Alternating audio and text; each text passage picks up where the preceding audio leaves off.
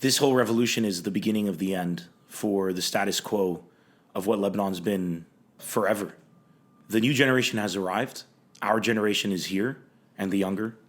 I think we're the tail end of the change. I think it's a unity between the children up until people who are about 40 to the 50s, really.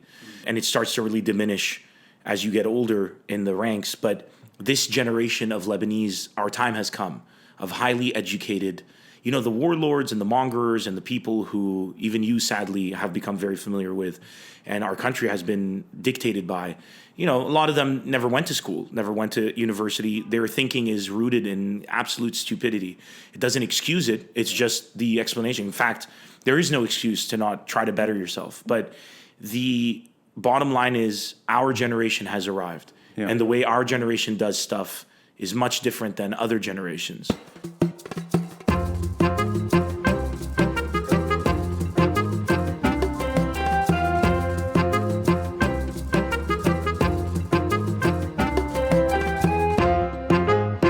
My name is Nemr, and I am known as being a stand-up comedian.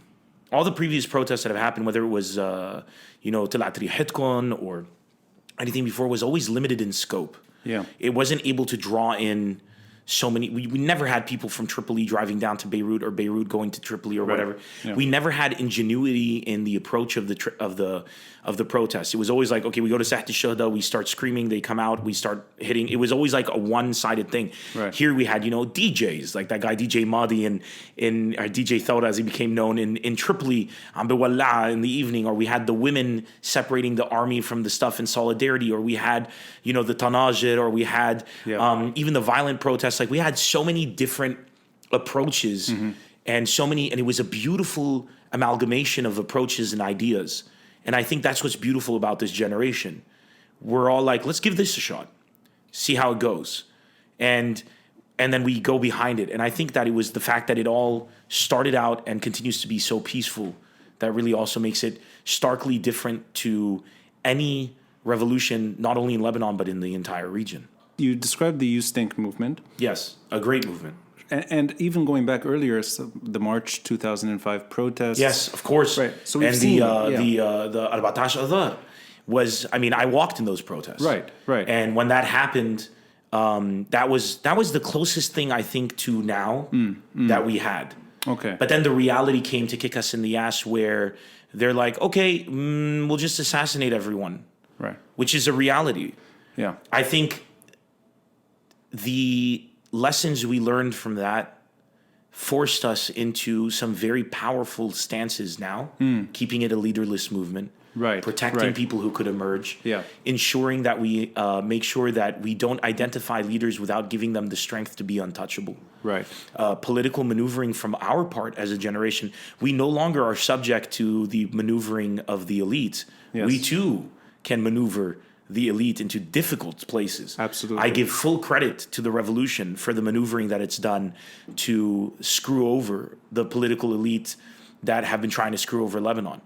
Lebanon's been united since about 2010. And when I say it's been united, I've been saying this and I've been ringing the bell. Killon yani killon, all of these statements are things I've been saying since 1999. Oh, so you see this as a gradual evolution? I see this as people are united. When people say the Lebanese aren't united, I say they are so united in one specific thing that everybody overlooks. We all eat shit equally. What's been interesting from the days of the Civil War is there's always been an imbalance.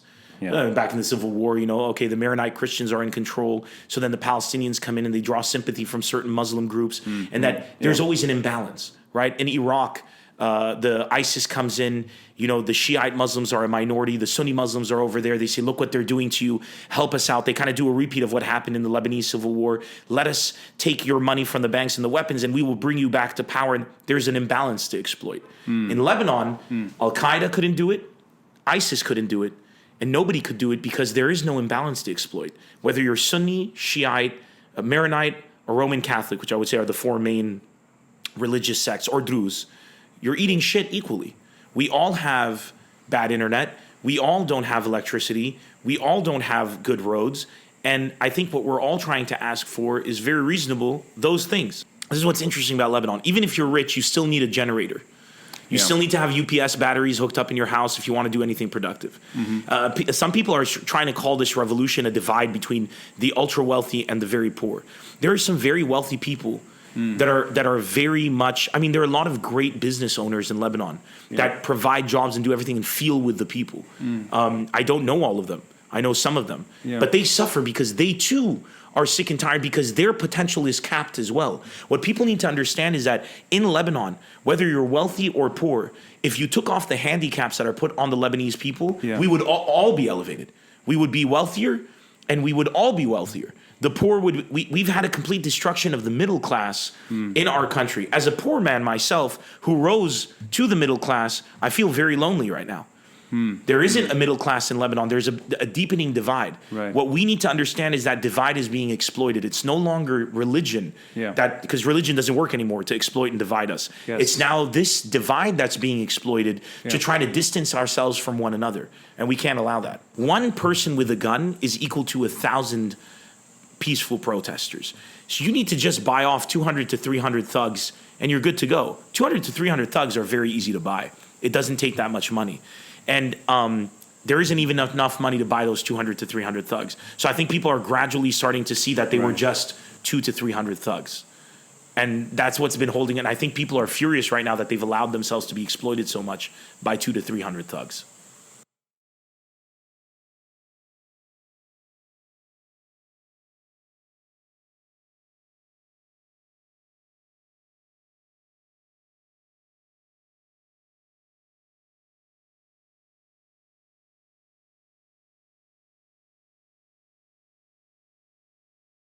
And then there's social networking, which is a huge difference. Yeah. There's a lot of great people who love Lebanon dearly, like yourself, myself, who happen to have a lot of privilege and have felt that this privilege doesn't allow them to escape Lebanon, but empowers them to help Lebanon.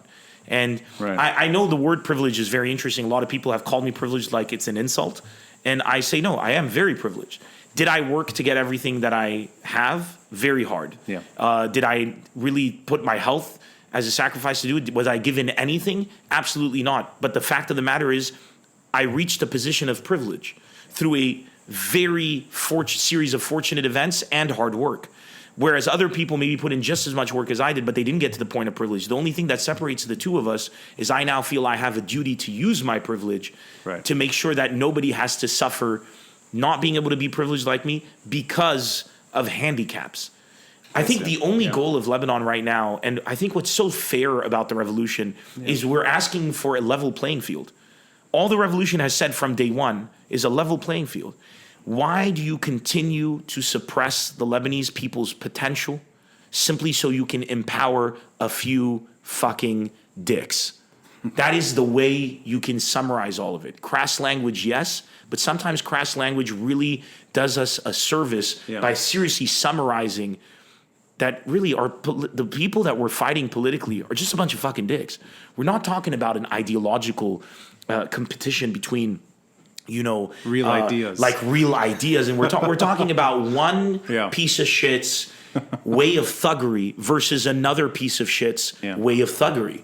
We're not talking about, but this economic plan, I believe we should invest in the artificial intelligence and blockchain technology. And somebody else is like, no, we should stay in the old ways and strengthen the Lebanese pound. No, it's just like, hey, if you hook me up in power, I'll take care of you guys. And the other guys, I'll fuck them over for you. This is not going to work anymore. Lebanon and the Lebanese people understand that nobody cares about us. And we've always been a government of foreign interests. And for the first time, the Lebanese people are saying, how about we give a Lebanese interest government a spin and see what happens? So I'm going to get back to this because there's a lot to discuss on what you're doing personally and your work and your contributions to the last few months. I think a lot of us have seen it. Yes. And it's been very, I think, very important for both Lebanese at home and in the diaspora. Yes, so, I focus a lot on the diaspora because that's another thing, by the way. Our diaspora has gotten so large and become so connected through social networks with people in Lebanon. Absolutely. That's why we also have this now. There's no more confusion. You can't get the message out wrong. Propaganda doesn't work anymore because we have social media influencers who picked up the gauntlet as well to make sure that the diaspora is well informed. Millions of people are tuned in. Millions of people. And they're fucking furious. let's they're get furious. back. Yeah, we'll get back to that because that's a very important subject. Yes. But I'm curious about you. Yeah. And I know tidbits from yourself and from just having observed my shows and stuff. Your shows and like all good comedy, some of it is real truth and some of it is exaggerated. But I sense sir, that, of course. Yeah, that there are kernels of truth in what you There's share. a lot more truth than there is fiction in my shows. Well, a lot of people think I make up a lot of the stories. Yeah. What I always do is the stories are all real. Yes. A lot of times I'll dumb down the punchlines to make them funny, because if I were to tell you exactly what happened, there's nothing funny about it. Right. But what I like to do is I like to make the story funny so that we can listen to the lessons learned. Well, I'm gonna instead of to get fixated on the drama. I'd like to probe this because probe away. I will probe as deep as possible. I know I'm in good company when probe me, my friend. Let's start with the hardest place to probe. Childhood. Oh my God, that's too far. Let us start with the most socially unacceptable probe. Children. No, okay, yes. So I know that guys, for everybody listening, I'm a comedian. So I am always constantly holding myself back from making inappropriate jokes. So I just want to apologize for anybody who might think this isn't a reflection on this podcast. It's a reflection on my stupidity. Please proceed. Parental advisory. Yes, parental advisory. I know that you spent early years of your childhood in Lebanon during the Civil War. I know that you're born there. I was born there. Yeah. But in all honesty, I don't remember. I mean, I left when I was like 1.5 years, 2 years old. So you're but I felt the effects of it. I know the darkness of it. Right. And you moved to California in the mid-'80s. Yes, sir. In 84, 5, something like that. Okay, so... And I was back in 92, 93. Right. So the early formative years are American yes, and California. Proudly, amazingly American, yes. And San Diego. Yes, sir. So there's I think we have a shared story, except it's not California. I was born in Texas. Oh, I'm so sorry for your loss. But I'm kidding. I'm kidding. I'm just screwing around with my Texas people out there. The San Diego of Texas, Austin. That is very... yes. It's San Diego minus the beach. Minus the beach. And I spent a few years in the D.C. area in Virginia. Yes, sir. But then just after the Civil War, moved back to Lebanon. Mm-hmm. We would make trips to Lebanon during the war. Mm-hmm. We used to go through Syria. Mm-hmm. My family's originally from Tripoli, so we'd fly into Damascus and then take the long taxi ride. Oh, wow. All the way to Latakia and then cross into Tripoli. Wow, okay. And this was maybe 10-hour trip or longer. So my experiences with Lebanon as a child were Civil War years. Mm-hmm. Of course, Tripoli, the Civil War was not as difficult as Beirut. Yes, right? Definitely. Yes. And the Civil War had more or less ended by the late 80s That's in Tripoli. True. Maybe not on healthy terms. No. But it had ended, yeah, I mean, the mass murdering had stopped. Yes. And similar to your kind of trajectory, ended up spending my adolescence in Lebanon. Mm-hmm. Now, I am not a comedian. Mm-hmm. I have a deep appreciation for comedy. Mm-hmm. And stand-up comedy in particular. I'm glad you do. But I don't know where it comes from exactly. I know for sure it doesn't come from Lebanon. Because my adolescent years were not appreciating stand-up comedy. It was appreciating SL Shi. What a great show. Yeah. But that's not... The pinnacle of Lebanese comedy. Absolutely. The best that we ever had it. Sure. But that's not traditional stand-up. That's just sketch comedy. That's sketch comedy. Yeah. And that's something, we all know in various forms. Yes. That's been around for hundreds. I mean, from Ziad al-Rahbani and before that, Akhwat Shanai and all that stuff. Yeah, and maybe the Americans still do it best. Sketch comedy? Yeah, maybe they're... Arguably, but I mean, it's because of the budgets and the people involved and the armies of writers. If you were to distill all of that to what Lebanon has had to work with, I think, honestly, comedically, our country has kicked some serious ass in comedy. Absolutely. But stand-up. I know it's not from my Lebanese No, years. stand-up started with me in the Middle East. It started for you in the Middle East. With me. There wasn't, it was before Nemr, there was no stand-up. So this is why I'm very curious. Yeah. I mean, is anything about childhood in California, or is that not? Yeah, I fell in love with stand-up when I was like 5 years old. Ever since I was about 4 or 5, I would tell everyone, when I grow up, I'm either going to be a stand-up comedian or a Ninja Turtle. And I think at heart, I maintained the Ninja Turtle. And publicly, as a career-wise, I've kept the stand-up. And I meant it, because what I remember from my childhood is darkness. My parents were unhappy. And I think a lot of people listening who are older can actually very much identify with the fact that America is an amazing place. I am such a proud American. And my parents love America. But when you're forced to go to a place as opposed to choose to go to a place, there's a stark difference on your attitude towards it. Yeah. They didn't leave Lebanon because they were like, hey, let's go give America a shot. Got nice beaches. They left Lebanon because they were terrified for our futures. Right. And there's a big difference when you have family here. There's civil war going on. You don't have social networking to know exactly what's going on. Right. There's a lot of misinformation. And back then, I mean, getting a call, getting a call, and then as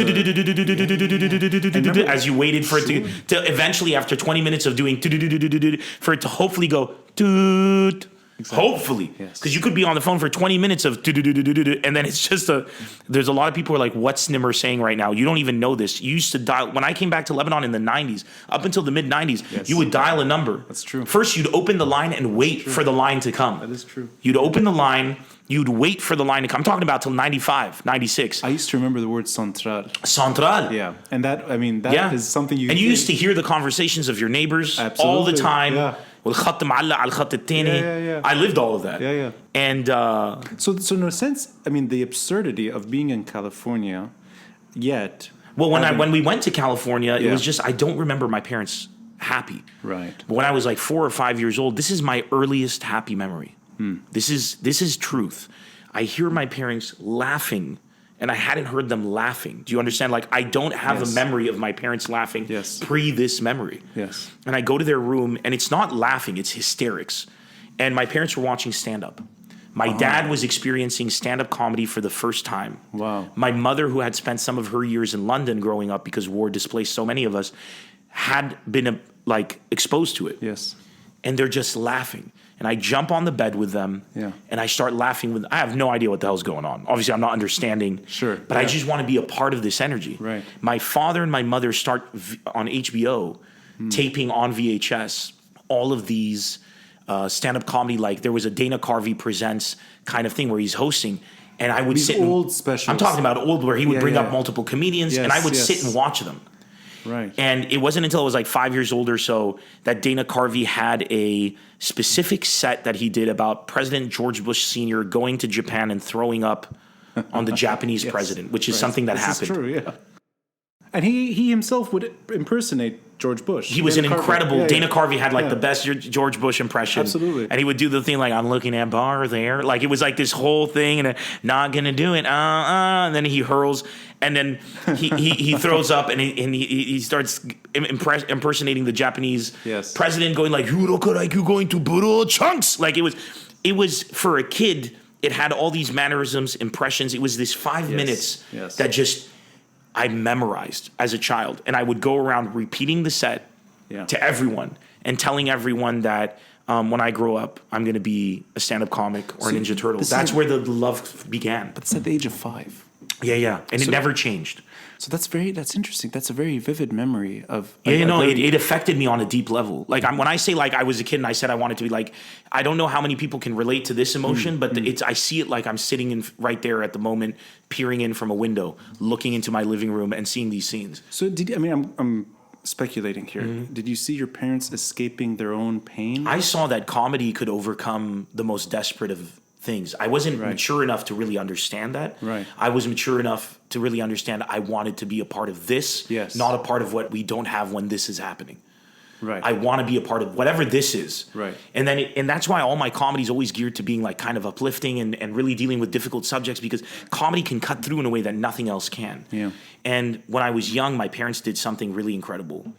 They used to put books. We had a library in the house. And they said, these books, you're not allowed to touch them. These are for adults. They were basically philosophy, stories, novels. And just by saying that, obviously as a kid... You go straight to the books. You want the books. Of course, yeah. So then my parents caught me reading a book once, and they got furious. My parents, I'm so blessed to have them. And they basically said, listen, Nemr, if you want books, you read your own books. And if you behave the entire week, maybe... we'll take you to a bookstore and let you pick out whatever book you want. So they're encouraging you to read in a very smart way. Yeah. So I'm a hyperactive kid, so it's very hard for me to behave. I behaved that week. They took me to a bookstore. Said, pick out anything you want. Wow. Right? So I was like, oh my God, I get to read a book. I get to be a grown up. Yes. Okay. Yes. And sorry, this is still California. This is still California. So and also people don't know this. I was actually the youngest reader in the state of California. That was the first thing I did. I read a book. I think it was called The Bernstein Bears or something. Oh, wow. And I read like a paragraph in kindergarten, in kindergarten. So I could read the whole page without any mistakes. My mom, I remember the memory. Yes. Just like this. And I worship my mom for things like this, of her sitting with me for, the Lebanese mom, sitting with me because of what she said about books. And I wanted to read books. And I asked her, and she said, if you want it, I can teach you. And she sat down and I learned how to read a page of a quote unquote adult book. So when finally I go to this bookstore, I pick out an X-Men comic. And my parents let me have the X-Men comic. Because what they wanted was for me to develop a love and a connection to reading and to being excited about picking something in your hands that you then read. And then we'd go and I'd pick X-Men comics, and then I started picking up, because the pictures, I'm a kid, I'm seeing pictures. Of course, yeah. And then I picked up, in one of these trips, a book for an author called Bill Watterson, and the book is called Calvin and Hobbes. Oh, yeah, of course. Calvin and Hobbes is one of the most infamous comic strips ever, about a young 6-year-old boy, which was my age at the time, and his friend who's a tiger. My name means tiger. Yeah, right. Calvin is the boy, Hobbes is a tiger. Yes. I saw the illustrations, I loved them. Picked up this book and started getting all the Calvin and Hobbes books, the collections. And I loved the stories. Yeah. I thought they were kids' stories. Calvin and Hobbes is very much an adult thing. Accessible to children. But accessible to children through its drawings, some of the most beautiful artwork. Yeah. And what I found fascinating, and the importance of formative years. And that's why in my show, The Future Is Now, which you saw, I talk a lot about being raised in America. When we left America, we put all my books into storage. So I was about 10 years old. I came to Lebanon, never read those books. Yeah. I was top of my class in English. My teacher would let me sit and read by myself. I was miles ahead of anyone because of how much I used to read. Right. I have no mistakes when I write, when I speak. I know very complex words, but I can't tell you any explanation of the past participle. I don't understand any of that. Yeah. I just intrinsically understand the language. When I was 17, we brought my books out. I used to always write essays that have these huge words, incredibly complicated thoughts that I would put out. And I remember, I once used the word totalitarianism at the age of what? In its correct context at around 11 and a half years old. Oh, wow. And I didn't even know. I knew what it meant. I knew what it was. I used it correctly, but I couldn't explain even where I had heard it. Right. 17 years old. We get the stash of books out of storage. Yes. I pick up the Calvin and Hobbes thing. It's my fondest memory. I start reading through them. Yeah. All of my diction, all of my thought processes, every philosophical thought or deep thought that I was having was in those pages. Wow. Without even understanding what I was reading, just because I kept reading the same book over and over and over and over again, it infected me in such a powerful way. So when I am proud to be an American, it's because I was given bookstores that I could go to, and the stability of a life of a kid that doesn't have to run away from bullets, but can run to a bookstore. And my parents having the stability to actually think and formulate strategies on how to form me as a human, as opposed on how the hell do we escape from this situation or another. But this very, very vivid description of being in a tranquil environment that's offering you stability, stability, and also access to things like books. I mean, things that a love for reading, and maybe allowing a child to reach their potential. Yes, to be a child, which so many people in Lebanon have been robbed of. But at the same time, you have that's vivid and that's there, and then you have perhaps a bit of pain at home when it comes to the Lebanon that your parents are still tuned in. My dad was super strict. He was angry a lot. It wasn't all roses. Yes. You know what I'm saying? There was a lot of stress. My parents would argue a lot because of the stress in the environment, because of why we were there and everything going on. I mean, I know it's very young. Yes. I know that it would be unfair to ask anyone to think back to when they were 5. But I can surprisingly I have memories from that. Well, did you feel like your parents resented being there? And I mean that in a... Yes. Yeah, so they're... Okay, so... I felt like we were in a constant... I remember when I was maybe 8 or 9 years old, I actually asked my parents, why are we so angry all the time? Why can't we just be happy? Right. If I'm playing with my toys, why are you playing? Why don't you do this? If I'm doing this, why are you doing that? Why are you doing that? There's so much anger. And I do remember that when I gave that statement out, that I was surprised to see a very different reaction from my parents. I think it kind of was like a whip to them, that they didn't realize negativity is a cancer. It is a cancer. And if you allow it to fester, it can take you over, and before you know it, you don't realize it. And it's as destructive as any war can be. I mean, from what you're saying, I'm thinking back to my younger years here in the States. It's a similar kind of story. It's a suburban, tranquil environment. It's fairly quiet. Public school, front yard, backyard, take the bus to school. Most of my peers seem to be fine. Teachers were great. Go home and it's a nightmare. Yeah. But you're not sure why. Yeah, they didn't make sense. Yeah, Why are you so fucking angry all the time? Absolutely. But the nightmare was not, I mean, you're too young to know exactly the story. Yeah. And I didn't have I have vague memories of The Tonight Show with Johnny Carson. Yes. And I remember watching it on TV with my father. I remember this and him laughing at something that has nothing to do with Lebanon. An escape from the darkness From at reality. Home. Yeah, their reality was fucking violent, man. But maybe you have the same memory, a similar memory. The joy of learning that we're moving back to Lebanon. And it wasn't my joy. It was their joy. Dude, my parents, my dad, when we were going to Lebanon, it was like, we're going to the greatest place on earth. Exactly. This is going to be unbelievable. Yes. You're going to see Lebanon. This is nothing. America's not. And then we get to Lebanon, like, what the fuck is this? And First of all, I plug in my Nintendo. It doesn't work. I'm getting bars because it's a NTSC in Lebanon's PAL. Yes. Electricity is cutting all the time. Yeah. There's bullet holes in my fucking bedroom. So you went 92? You moved back? Yeah, at the end of 91, 92. End of okay, so we settled 93. Or 93, maybe, something like that. I mean, it was different Beirut. Oh my God, we get to Lebanon, the airport was complete chaos. Yeah. Men with machine guns standing at the airport, sewers running wildly all through the streets. Beirut there was no downtown. It was all rats. It was disgusting. The roads were horrible. Well, that didn't change. But I mean, the roads were a different type of horrible. I mean, the things that we complain about now are real. Yes. In terms of infrastructure and that stuff. But it was oh my God. So much worse. It was infinitely worse. It's incomparable. Incomparable. These electricity wires. Oh my God. And the billboards and the... Everywhere, right? Just everywhere. And then we were under... Checkpoints. Checkpoints under a Syrian dictatorship. And a lot of people, I never get political because I genuinely believe that there was never really an era of people who were allowed to love Lebanon. We were always forced to love a tribal version of Lebanon and to say, if we were in power, then Lebanon would be this way. And because they're in power. So that's why I've never been able to be political. But there were certain realities that I grew up with that were in, I remember when we were in, when I first came back to Lebanon, we were at a beach at Sporting, and because my cousins own it. Oh. So it's Abou Nassar. Okay. So we go to visit my cousin. We're back in Lebanon. We're reaching out to family. And I'm over there, and I see a guy who looks like Hafiz al-Assad. As a kid, I've seen Hafiz al-Assad. Sure. So as a kid, I'm like, hey, that guy looks like Hafiz al-Assad. And I'm saying he looks like Hafiz al-Assad, and my mother grabs me, puts her hand over my mouth. Yeah. And I've never been in a situation where, and she's like, don't say that. Right. You don't say that here. Yeah. These are the times that we lived in when we were under a dictatorship from a foreign power. And a lot of people might be saying, Nemr, are you saying that the Syrians were bad to Lebanon? Are you saying that the Syrians... If we want to have a political discussion, I'll gladly have one. It's not political.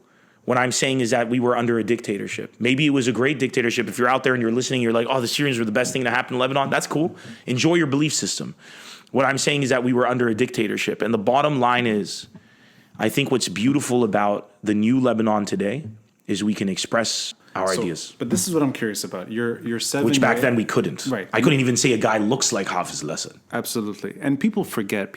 Not too long ago, you still couldn't say that name without being very quiet. Yeah, unless you were very powerful. Right. And very well recognized. I could say it.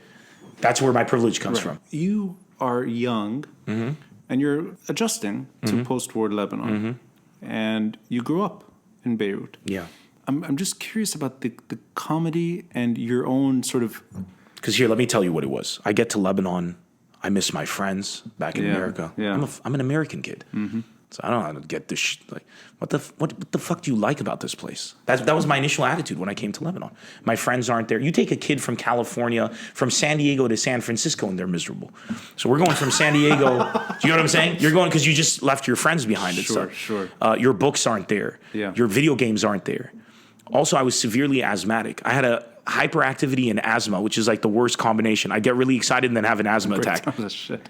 And in America, they couldn't cure me. I was on cortisones and steroid-based medication and inhalers.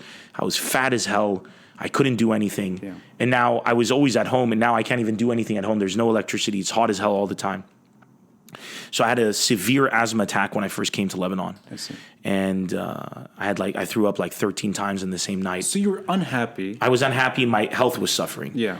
So then one of my dad's uncle calls him. I heard your son is having asthma attacks. You have to see this doctor, Dr. Jean Darien. You know how Lebanese people are. Haida al-Hakim shatir ktir. So they give him a doctor's name. His name is Jean Darien, and he's in Junior. So we book an appointment. We head down to this guy. He's on the 5th floor, and obviously there's no elevator. There's no electricity. And you have asthma. And I have asthma. I almost died getting to the fucking doctor, to the guy's office so he could check me out. He does some, he to allergies. He's like, I have a method that I've invented, and I'm going to cure your son. There we go. Sure thing. So we get in there. He does his thing. We leave.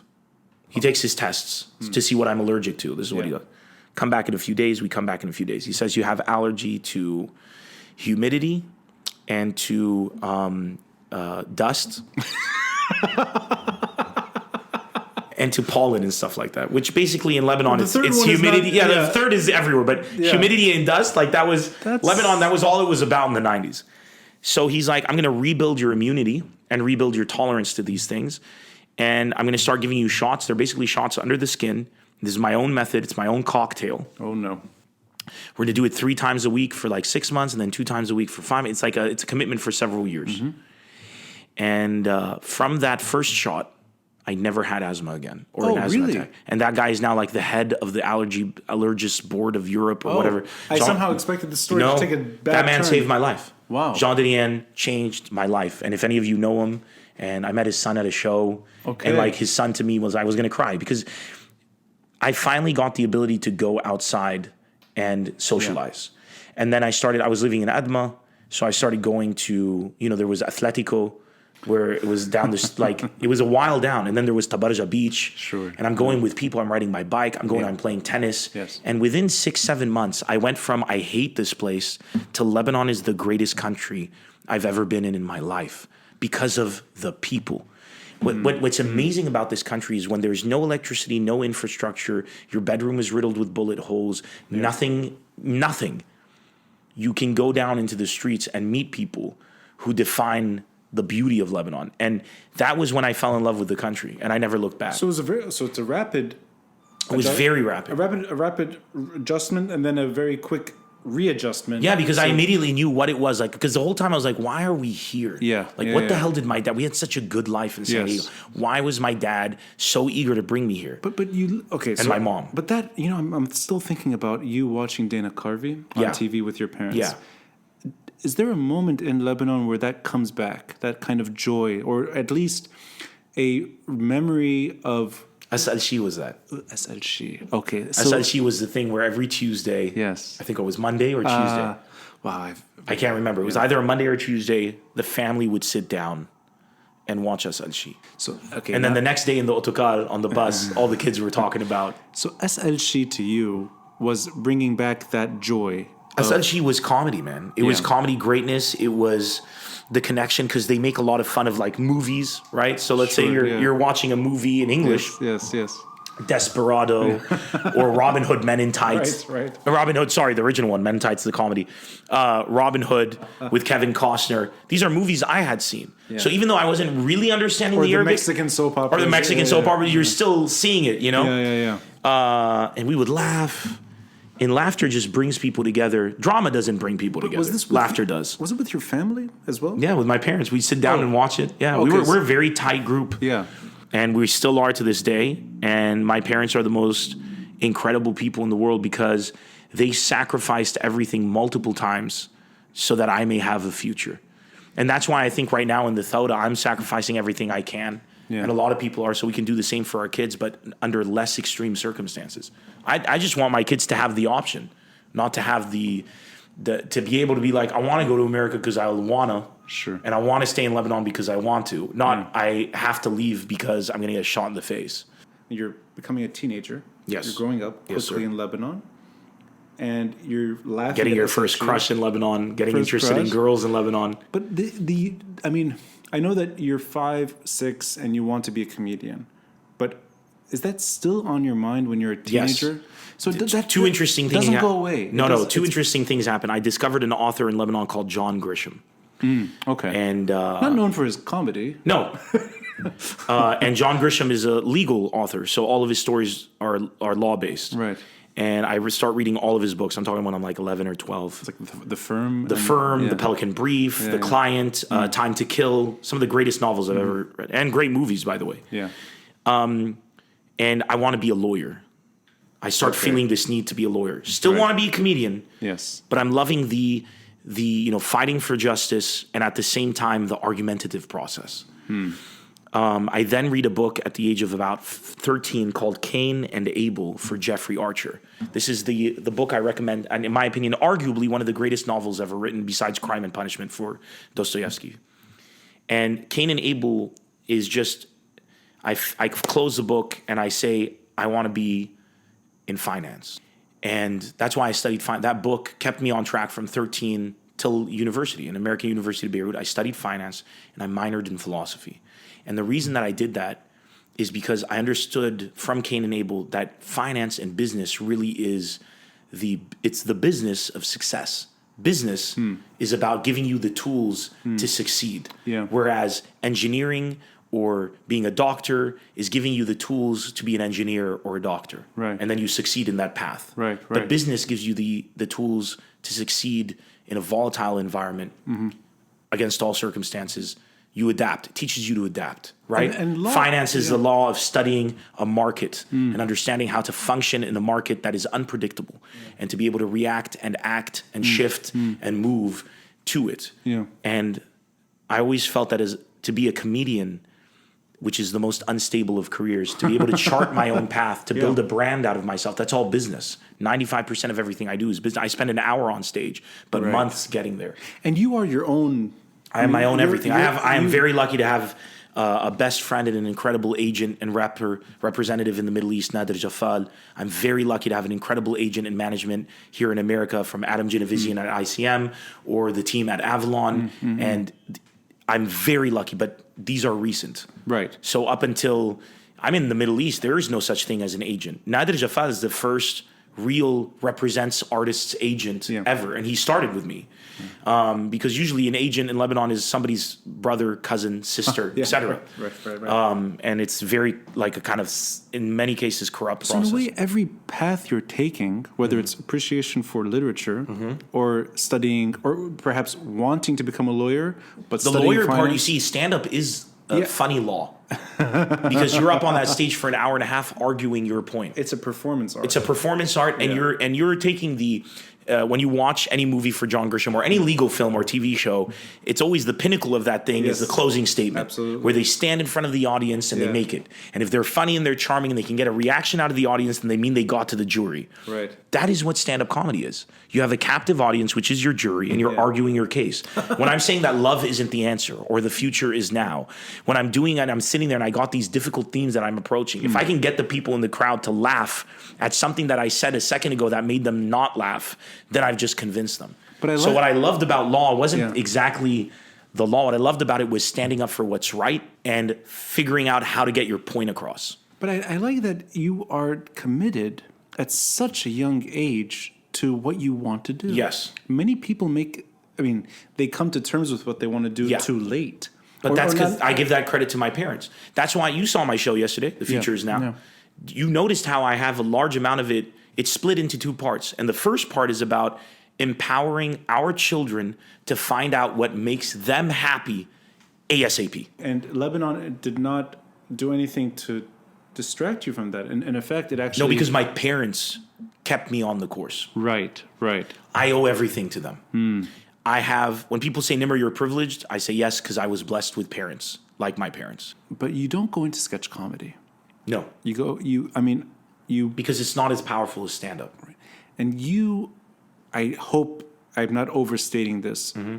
You create the market for stand-up comedy. No, you're not overstating this. Okay, I started when I was 17. Yeah. It did not exist. Not only did I start doing it first, but I built the industry. When people ask me, what does that mean?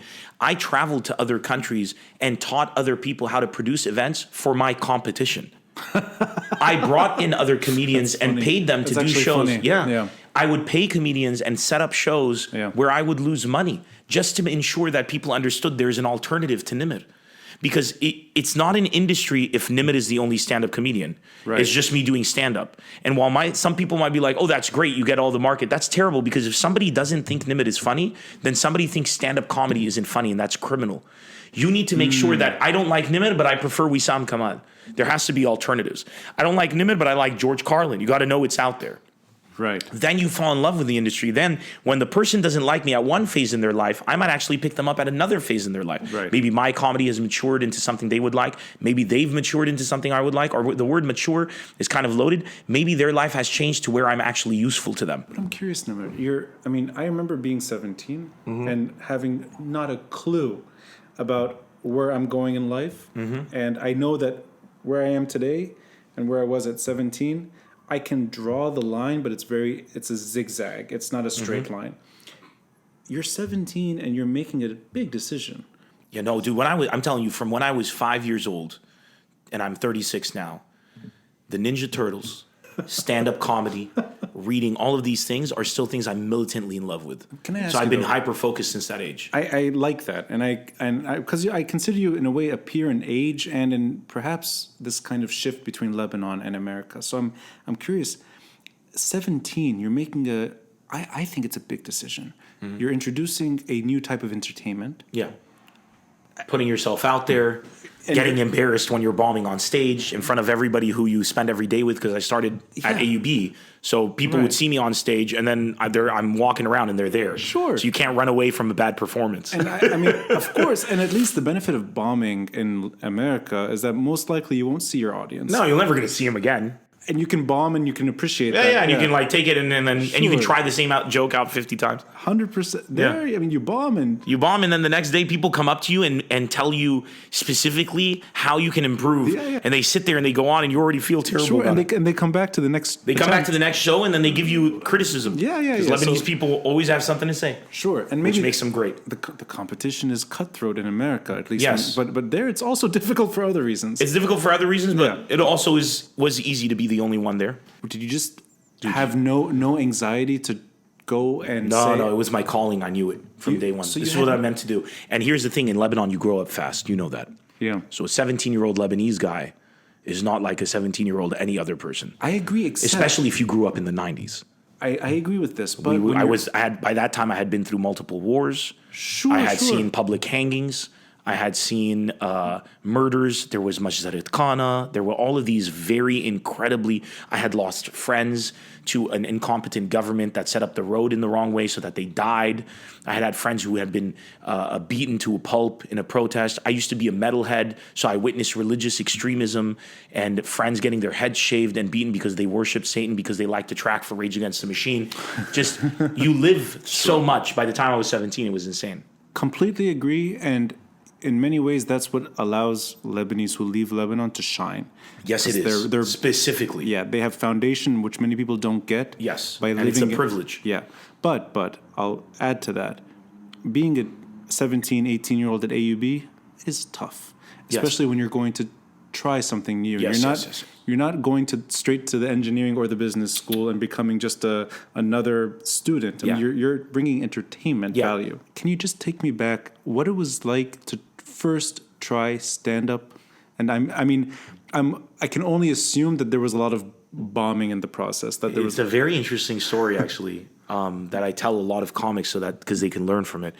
So I speak on stage the way I speak my whole life. So usually it's just a natural thing on the playground.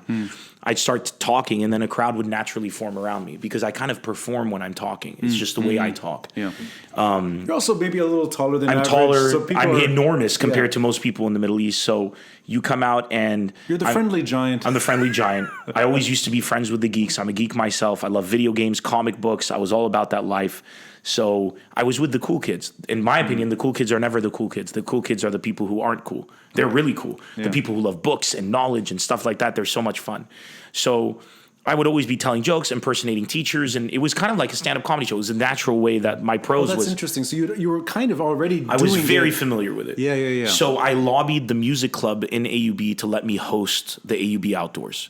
My plan was that stage time, it's 3 days of going up on stage constantly for hours. Right. And in between bands, as they're setting up, I can do stand-up. I can do crowd interaction. I can do sets. What was their reaction? So they were like, we need a host, and people like you, so go up and do whatever the fuck you want. So you're the host. So I'm the host. Right, you're not a stand-up comedian. No, but in my mind, I'm going with the stand-up comedian thing. I'm not going to sit and explain stand-up comedy to them. I was just like, let me do comedy on stage. Let me make people laugh. Okay, yeah. I'll be the host. Yeah, instead of the host being up there and just be like, we're giving away tombola, like actually doing something entertaining. Right. Interesting. So they go, sure, and they put me up the first day. This is a very Lebanese version, I think, of what American stand-ups go through. It's like, let me try my material here. If you don't like it, give me the money back. It's kind of I was like, look, I'll go up. Worst case scenario, I know how to talk. Exactly. So it was actually safer than an American experience because I could just stop doing jokes and just do the tombola. You're getting a service regardless. Yeah. But I figured I need an audience to try this stuff out. Exactly. Yeah. So I prepare about 3 minutes of material. Because they say that's all you need to do, 3 minutes. And I figured I'd just, get one set in up top when nobody's setting up. Right. And then when people are setting up, there's going to be distractions. So then I'll do the host thing just to get my, taste for it. It's all I'm thinking about for like 3 weeks leading up to the event. And I write this incredible set about, and jokes about stuff that I knew about. Are you testing the material before? I'm just going to do it on stage. Okay. You can't test it. Yeah. There's nowhere to test it. Right. So I get up on stage and I say one of my most popular jokes of all time for a college crowd. I open with it. And I walk out on stage. I'm supposed to do only 3 minutes. Yeah. So I walk out on stage. I go, hey, everybody, how you doing? You guys excited? Are you ready? The common thing. How many people do we have here from AUB? Going crazy. How many people do we have here from LAU? You get a good sizable amount of the crowd. And by the way, this was in a place called Bathish Auditorium in AUB. So there's the first time I'm ever on stage in my life is about 300 people watching me. So I'm standing there. I know exactly what you're talking about. I know exactly where you are. You know exactly. So I'm saying it so that people who've been there can actually get a visual. You even say Bathish. Bathish the way you're supposed to. I used to say Bathish, but his name's Bathish, which is very gangster. So I'm on stage, and then I say, how many people do we have from LAU? You get a good amount of people clapping, and then a lot more people booing. It's a rivalry. Of course, yeah. It's a very friendly boo. Yeah, sure. I'm like, guys, no, don't boo. Welcome to my LAU people. I'm like, you do realize what AUB and LAU students have in common. Both of them apply to AUB. And the crowd goes wild. And that's and it just, from that moment, they were eating out of the palm of my hand. I then go on to do my 3 minutes of material, and it crushes. And then I turn around, and I see them signaling to me to stay on stage. Turns out that there was a problem with the mixer. Okay. And they want me to kill time. So this is your first time on stage in my life. I stay on stage for what was about 40 to 45 minutes of the greatest performance of all time, in the sense that it's like 45 minutes of improv that is just killing. Hold on. You prepared 3, but I prepared 3. You produced 45? Yeah. This is a very key component of my skill set that allowed stand-up comedy to thrive in the Middle East, and I'll tell you why. Because there was no ability to try material, so I needed to be able to be really good at improvising. But how did you have all that in your head? I just started going with it. I was in the moment. You literally just went with it. I just started going with it. I'd ask somebody, where are you from? Do this, some crowd interaction. They'd say something, would spark an idea, make fun of a class, do something about college, Right. And it was 45 minutes of just the crowd losing it. Wow. Then we brought up the first band. I'd come back out on stage. People would lose their minds. Yes. Kill it the second time. Bring out the next band. They weren't so good. People started chanting my name to come out on that stage. I felt like a rock Talk star. about like a ego boost, right? I mean, ego boost through the roof. And it's very important that we specify ego boost at this point. Yeah. I finished that day. I am a fucking god. I leave. People are high-fiving me. They're saying I was the best thing about that first day of the outdoors. I'm a legend. Yeah. Women are talking to me, which had never happened. Like, it was just, I was like, I am the man. You did it. That's it. Day 2 is the next day. Day 1, I arrive 3 hours ahead of time. I've been preparing for weeks. Day 2, I get there just as the show's about to start. Sure. Have no fear. Yes. Nemr is here. I get out on stage. 3 minutes, that's it. I could do hours. I'm just going to do 3 minutes. Sure. I got this. And I proceed to bomb. Yeah. In a way that is so spectacular. I die 1,000 deaths on that stage. Wow. I get no laughs. I get nothing. I get my ass kicked. Is it the same crowd? No, it's not the same crowd. I get off stage. It's the same material, more or less. Same material. Interesting. I get off stage. I come back. Same shit. In fact, people are really not liking me. Wow. And it's not misreading the audience. They genuinely didn't enjoy it. I just was not funny. Right. No, I mean, you didn't hear it. You didn't feel it. No, I didn't feel. There was nothing. There was. I was like, is this thing on? Like you start to have that kind of. Turns out it is. I then kind of look into my audience and I see that they're a bit older. I'm doing material they can't associate with. Right. And I'm being cocky. Yeah. And I slowly start to win them back. By the end of the show, they tolerate me. Yeah. And it was a big lesson to understand that stand-up, the second you think you're better than the crowd is the second that you become unrelatable. Right. And stand-up is all about being relative. Like, you need to be able to be useful to the audience. Yeah. So just a mixture of my cockiness, of not thinking I need to understand what my crowd was, not showing up early and seeing that the people filing in were older so that I adjust my material. I learned so much in those 3 days. And basically, I would host every AUB Outdoors, and it was boot camp. And the last AUB Outdoors I did, there was like 5,000 people. So hold on, you did 3 days in a row. Yeah. The third day, was it back to sort of something in between? In between. Yeah, it was a much more mature approach. Right. And then I started basically piggy banking concerts for bands. They would be playing at a club here. I'd go and do 5-10 minutes here. That was how it started. But the name recognition was AUB Outdoors. I got a career. So when I finished from my 4 years in university, I had a following as a stand-up comic, as the funny guy. Right. And when I went on to be a professional comic, I had a somewhat of an audience. I started using MySpace and their MySpace pages to spread the word about my show. But it's interesting. I mean, and that's how I sold tickets to my first show ever. You know, I like that you chose AUB Outdoors because I don't associate that with comedy. Yeah. It's just it's a fun, yeah, it's a festive environment. But my business mind associated it with an audience. Right, exactly. So I knew I could use it. So you found the right path. Yes. And you found it quickly. Yes. And that was a business decision. Because I figured if I have a captive audience, if they like me, I can use them in the future. One day I'll be able to charge tickets. I'm going to need somebody to come buy the tickets. Yeah. Who's going to buy the ticket? People who like me. So it was all like, where can I go that has the maximum reach? Right. And I can form a relationship with them. They're stuck with me for 4 years. So if they like me on stage, they're going to see me off stage. I'm going to form a relationship with them. And we'll have a bond and I'll mean something to them. Yeah. And that is what you need. That's like an angel investor. You know what I'm saying? At the age of 17, you're able to see through a lot of what you'll have to deal with later. And yes, because I knew that because my dad didn't believe in me, nobody believed in me, as they shouldn't, which I talk about in my show, The Future Is Now. And they did a good job, my parents, of making me aware of what's going to be difficult to achieve this specific dream. So I was like, okay, I guess I'm going to have to do this to fix it and do that. And so. Can I ask you, though, let's say after 3 shows, and you get 3 different reactions. It's not 3 shows. It's like 15 or 25 or 30 shows over each day for 3 days, because you're going up in between every band and the shows are like 12 hours. You know what I'm saying? Oh, so you were doing... I was hosting the whole thing.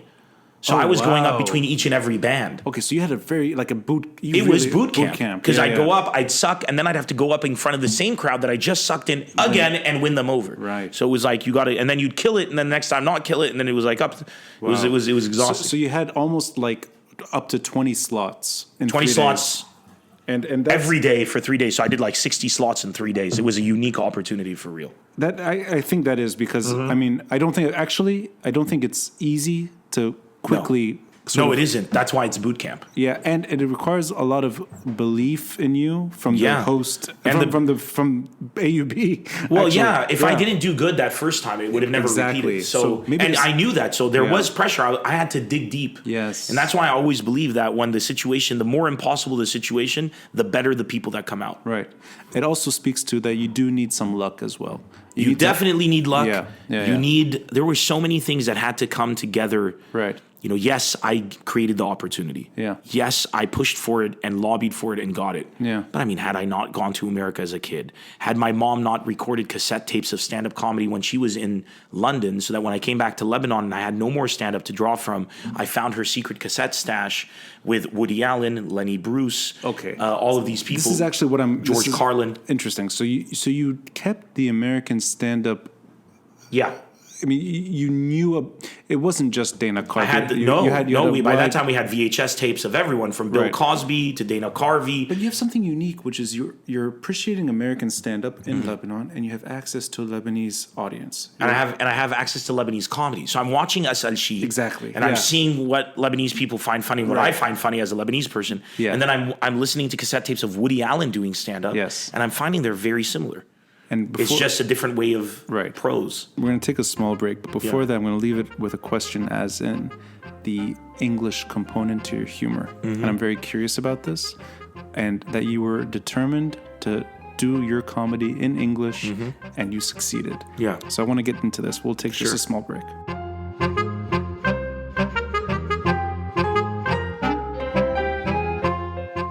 If you're enjoying this conversation and the Beirut Banyan podcast, please consider a contribution through Patreon or PayPal and donate as much as you'd like. This podcast is an entirely independent endeavor, functioning on the generosity of listeners like yourselves. Patreon is a monthly rotation fee. You can cancel anytime, and PayPal is a one-time option. Again, any contribution is appreciated. And now, back to my conversation with Nemr Abou Nassar.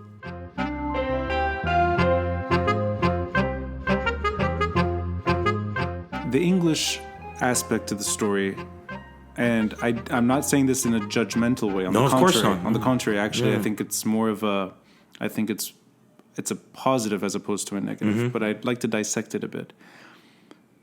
I started giving my walking tours 12 years ago in English. And I always had a large Lebanese audience. Some of them... And by the way, your walking tours are...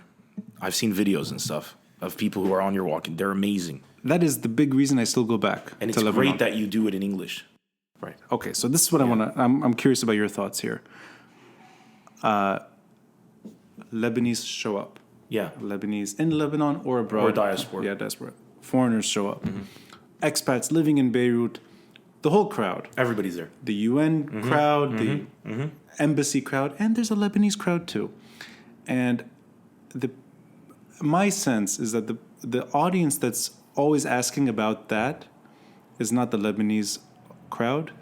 It tends to be the foreign crowd.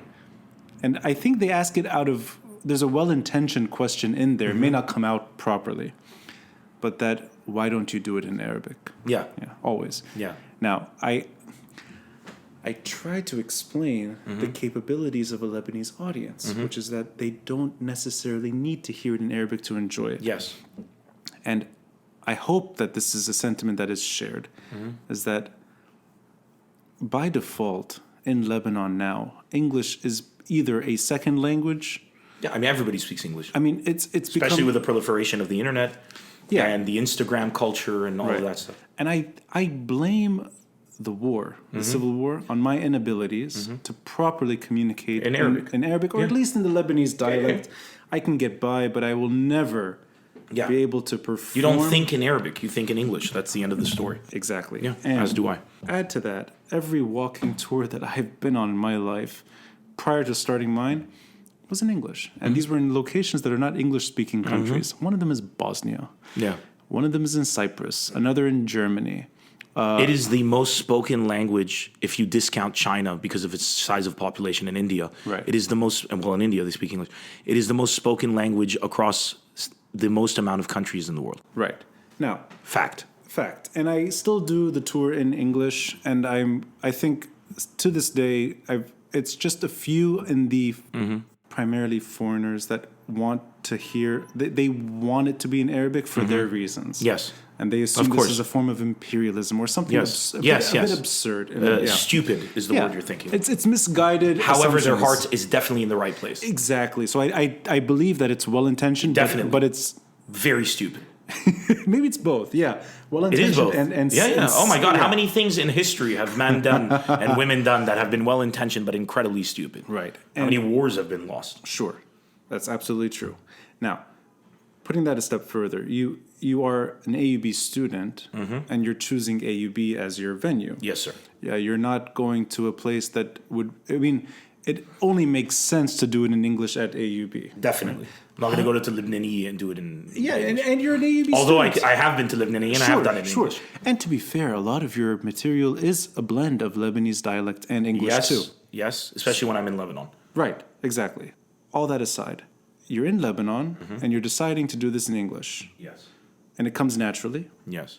Was there any sort of thinking of, I want to take this beyond Lebanon and therefore it has to be in English and this is going to be English material? Or was that sort of just not It's multi-layered. First of all, first and foremost, Yeah. I'm not funny in Arabic. That's probably the biggest reason. That's interesting. I'm not funny as a stand-up comic in Arabic because I don't think in Arabic. I think in English. And I think in a mixture of English and Arabic. I think how I speak with Lebanese people. So my flow, if you're a rapper, you have a flow, okay? You can tell the difference between Tech Nine's flow and Method Man's flow, okay? If you take the tonality out of their voice, you know who's rapping, right? Zach De La Rocha has a specific flow, and it identifies them, right? Yeah. Flow is very important, especially in spoken word. I flow in English with a mixture of Arabic. In my mind, I'm primarily thinking in English. So that's the first reason. That's interesting. So it's not the wider audience. It's just that this is. I mean, first of all, I'm just funny in English. This is who you are. I'm not funny in Arabic. Right. And stand-up is about being real. So literally, I would be fake if I started doing it in Arabic. Okay, so it's an authenticity to you. First of all, it's this is who I am. Yeah. You like my comedy. You like who I am. You don't pick and choose what about me you like and don't like. Right. That's what I'm in English. Right. Second of all, it makes business sense. Okay. If I go and do stand-up in Arabic, I'm walking into a market that is highly saturated with people doing comedy in Arabic, whether it's in stand-up or sketch comedy, and they're doing great jobs. Right. I could maybe get 15%. If at my peak, maybe I'll get 10% to 15% of that market on any given day. Yes. We have legendary comedians like Georges Khebez and Naim Halewi and Adel Ka. There's so many who do an amazing job. Pierre Chamassian, so many layers and different types of comedies. But I can get 100% of the English-speaking market. Right. So 100% of that market, even if you argue it's not the majority, which it is, but even if you argue it isn't the majority, 100% of that market is much bigger than 10% of an Arabic-speaking market. So it is part of the story that you did want this to resonate beyond Lebanon's or beyond the region. Now the third thing that I wanted to say is, what is the language that's in common with everybody? Right. Do you want to be somebody who's funny to Lebanese people, or do you want to be a Lebanese person who's important and useful to the world? And I think within every Lebanese person, within our Phoenician roots, within everything, traveling and discovering and the adventure and the journey is very powerful. Gibran Khalil Gibran was not famous in Lebanon. He was famous in New York City. That's true. And he wrote in English. And he wrote in English. Yeah. He became a Lebanese, but he's definitely Lebanese. Yeah. John F. Kennedy, ask not what your country can do for you, but what you can do for your country, which is how I open up my Showtime special, with him saying that. I then fade him out and continue the quote, because it's a quote from Gibran Khalil Gibran that he wrote in a newspaper when he was in New York City commenting on the revolution happening in Egypt in 1930, if I'm not mistaken. Had he not traveled from Lebanon to America to commentate from America in an American newspaper on an Egyptian revolution, that quote would not have gone viral, for lack of a better word, and been read by the speechwriter of John F. Kennedy, who then included it in his speech to create one of the greatest American moments in presidential inauguration speeches in history. We lose when we start to think of our identity as a language. Yeah. We win when we start to think of our identity as a legacy. People come and tell me, you're Lebanese, why don't you speak Arabic? In Arabic, people have told me, معك باسبور أمريكاني شو عم تعمل بلبنان? In Arabic, people have said, Right. In Arabic, people have said, أنا مسلم, أنت مسيحي, أنت مسيحي, أنا مسلم, أنت روم, أنا موارني, أنت كاثوليك, أنا whatever, أنت سني, أنا شيعي. Does that define the Lebanese people? In English, I've been saying I have an American passport, therefore I have the privilege of travel, so I'm going to use it to carry Lebanon on my shoulders all over the world. In English, I've stood up in front of Arabic people and said, reject all political divide, embrace one another. Right. So is it the context of my words? Does my heart beat Arab? Right. Yes. Right. Do my words beat Arab? Well, let me ask you this. What language exactly do we speak? Well, when the majority of Lebanese people don't even speak Arabic. Summarizing your culture off of a language or a religion is very, very pathetic. Summarizing your culture off of a spirit is very, very empowering. And you asked me something earlier, and I'm sure we're going to get into it later, but what is intoxicating and different about the revolution happening today is that the revolution happening today is different because it is a revolution of our spirit. We have defined for the first time what it means to be Lebanese. This is actually a very good way of summarizing how I feel whenever there is that remote criticism of you should not betray your language, because I think Lebanon is far more capable than that. And I think our ability to resonate with a huge audience beyond the region is our strength. It's not our weakness. The most important language you can learn today is either C++ or Python. And that's not comedic. That's not comedic. If people tell me, I'm going to teach my kid French, I'm going to teach... Shut the fuck up. Teach your kid a programming language. Yeah. Stop being stupid and trying to indoctrinate your children with what was important to you. Right. When it comes to language, it's in a constantly evolving human trait. Sure. So if I speak Arabic that they no longer speak, I'm more Arab now. If I speak an Arabic dialect from 300 years ago, language is the poor man's choice of identity. I have seen Lebanese stand-up comedians Who kick ass in Arabic. and not just that. I mean, And I've empowered and helped Arab comedians all across the region who I can't even benefit from their audience because they're so Arab. Like Saudi Arabian comics and stuff like that, we've worked together. And I've been to smaller venues in Beirut where it's purely Lebanese dialect. 100%. And it's hilarious. It's excellent, outstanding. So, Shout out to Awkward for what they do. Awkward are an amazing job in terms of pop-ups and other comedians who are doing... I saw something at KED. KED was doing an amazing thing as well. And I think it shows that you can do comedy in any language. Because it's about the message. Right. It's not about the language. And I would... It's just I'm funny in English. Sure. And if you don't like that, that's great because you actually have Wissam Kamal, you have Noor Hajjar, you got so many. There's so many. And I would put money on the table that everyone in that audience can understand both. Of course, dude. Lebanese people speak all languages. So are you kidding me? It's down to the comedian. It's down to the comedian into our heart. Right. Absolutely. 100%. The language is not a thing. Yeah. It's really what you do. Yeah. So if I don't speak a word of Arabic, but I die for my country, I'm not Lebanese. Get the fuck out of here. No. So don't let that be a divisive thing for the people listening. It's not about. And when somebody brings it up, I totally understand why they're bringing it up. I totally understand that because we're clinging to find something that we can cling on to say, I'm Lebanese. But what people are missing is the thing you cling on to say, I'm Lebanese, isn't the language, isn't the religion, you let go of that to be Lebanese. To be Lebanese, you let go of everything the world identifies itself with, and you embrace your own concept of And to be fair, I don't think the criticism comes from Lebanese audience. It comes from, usually comes from other It does, areas. and it does come from older generation Lebanese people who hear what you're saying, can't find a single flaw in what you're saying. It's a perfect message. It's everything they should have been saying, and it infuriates them, and they get so envious that they become fixated on finding one thing to bring you down to their level. Because nothing makes a hater happier than to look at you and look at the people looking at him or her. It's usually a him. Looking at them saying, why didn't you do what he did? Why did you make up all the excuses? And then he says, well, I can't actually reply to that. So instead of that, let me bring this person down to my level. Absolutely. And I actually sympathize with that. And I feel bad for people who do that because they don't even know it. Right. Now, I think there's a built-in tolerance to many things that other parts of the world, they don't have to deal with a multitude of perhaps some are good and some are bad ideas, a multitude of identities, a multitude of beliefs, Different conflicts. a multitude of all the above, including language. And I think by default, even though we sometimes slip in Lebanon, oftentimes we do, we're strong in that sense that we can tolerate a lot of things. And we're able to tolerate some things that maybe a Western audience is not easily able to digest. And I'm just going to touch on this a bit.